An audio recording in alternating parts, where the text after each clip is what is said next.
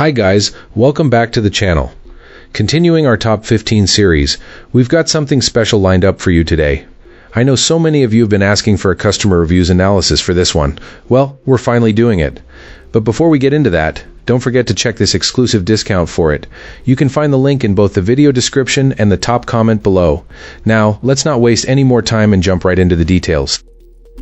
So we were tired of the ridiculous price of ink cartridges for our old printer and wanted to switch to a tank system. This printer arrived that way, and so far the switch has been pretty painless for everyday use. We're not big on printing photos or a ton of pages, but we do need something reliable for day-to-day stuff, and this has fit the bill. Setup wasn't perfect at first. The basic process uses Epson's app, which feels a little clunky and old-fashioned, but it did its job. It took about 15 minutes to get everything unboxed, taped, inked, and connected. The connection to Wi-Fi has been fine for us, and the printer is AirPrint friendly, so printing from my iPhone and iPad is seamless. I did notice the touchscreen is on the small side, but we mostly use the computer or the phone app anyway. So it hasn't been a big hurdle. The printer sits about 24 feet from the router, and so far the Wi-Fi has stayed solid.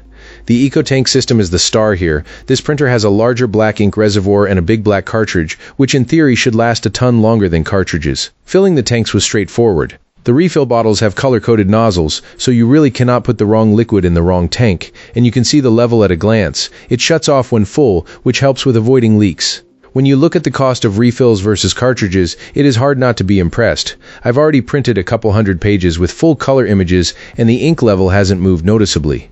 The system feels built to print a lot of pages, which is exactly what we wanted. As for performance, this is not the printer for someone chasing perfect photo quality.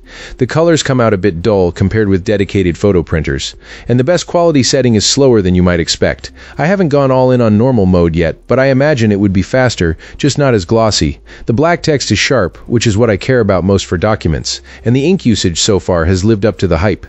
One minor disappointment was Amazon sending the wrong color of this printer. We ordered white and got black, but it wasn't a deal breaker once it was here and in the house.